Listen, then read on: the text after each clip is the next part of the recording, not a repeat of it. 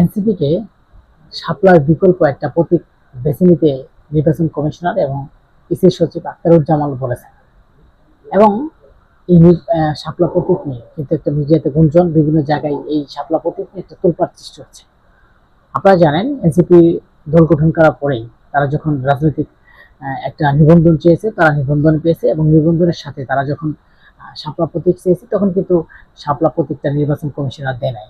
কারণ নির্বাচন কমিশনারের কাছে একটা চার্জশিট আছে যেখানে থেকে শাপলা প্রতীক, সেই চার্জশিটে শাপলা প্রতীক নেই এবং কি আরো 50-60টা প্রতীক আছে যেখানে আলু, বেগুন, কলা, তারপরে আপনার লাউ, এই ইত্যাদি, তারপরে আপনার মগ, জগ, বালতি, এইগুলা কিন্তু তার প্রতীক আছে।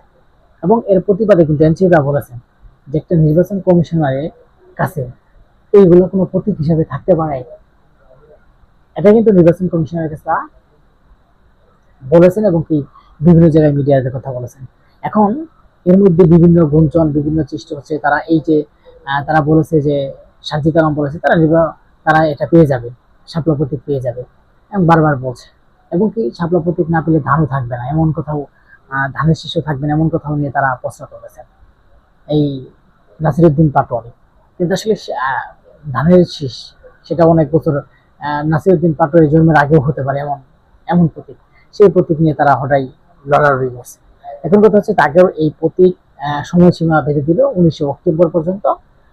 নির্বাচন কমিশনার সুন্দর করে বুঝাই দিয়েছে যে 19 অক্টোবর পর্যন্ত তাদেরকে যে কোনো এখানে যে প্রতীকগুলো আছে, আলু, বেগুন যাই আছে, এগুলোর ভিতরে একটা প্রতীক নিতে হবে। আর যদি এইগুলোর ভিতরে তারা কোনো প্রতীক না নেয় তাহলে তাদের জন্য একটা প্রতীক, নির্দিষ্ট একটা প্রতীক দিয়ে দিবে নির্বাচন কমিশনার। এখন এনসিপির দায়িত্ব, এনসিপির কাজ হচ্ছে যে তারা আন্দোলন সংগ্রাম করবে, তারা মারামারি করবে, তারা এইভাবে আন্দোলন সংগ্রাম করে একটা প্রতীক নিয়ে নেবে। কিন্তু এই শাপলা প্রতীক তাদের লাগবে এবং বিভিন্ন জায়গায় তারা যখন যারা এনসিপির নেতাকর্মী যারা আছেন, যারা বিভিন্ন জায়গায় আছেন, যারা এমপি নির্বাচন করবেন, তারা কিন্তু অলরেডি এই শাপলা প্রতীক নিয়ে তারা বিভিন্ন জায়গায় প্রচারণা চালাচ্ছেন। তাদেরকে শাপলা প্রতীক লাগবে, শাপলা প্রতীকের বিকল্প তারা কোনো দেখছে না। এসব বিষয় নিয়ে কিন্তু বারবার গুঞ্জন রয়েছে।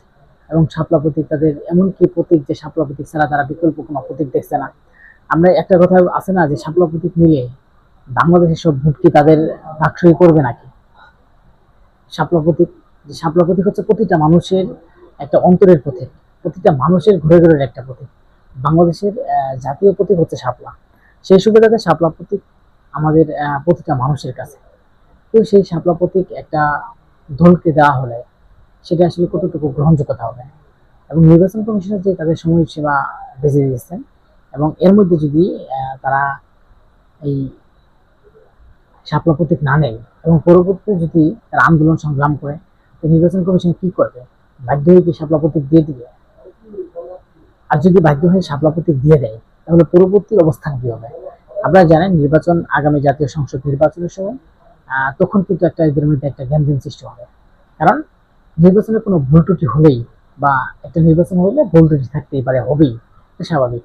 কারণ সারা বাংলাদেশ টেকেল দেওয়ার মতো 19-20 তো হবেই। এখন সেই নির্বাচনের নিয়ে যদি হালকা পাতলা প্রশ্ন হবে, তারা বলবে এই নির্বাচন আমরা বর্জন করলাম, এই নির্বাচন আমরা মানি না, তখন এই নির্বাচন আবার নির্বাচন হবে, এই নির্বাচন আমাদেরকে এতগুলো আসন দিতে হবে, না তাহলে আমরা মানি না, আমাদেরকে জোর করে ঠকা হয়েছে। তখন যদি তারা আন্দোলন সংগ্রাম করে সেটাও কি তাদের দাবি মেনে নেওয়া হবে?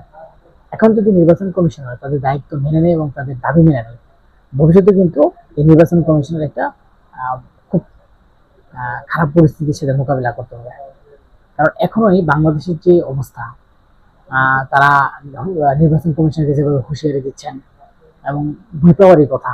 কারণ নির্বাচন তারা একটা দেশকে উল্টোপাল্টা করে দিয়েছেন এবং নির্বাচন কমিশনারকে প্রতীক না দিলে নির্বাচন কমিশনারকে বিভিন্নভাবে হুঁশিয়ারি দিচ্ছেন।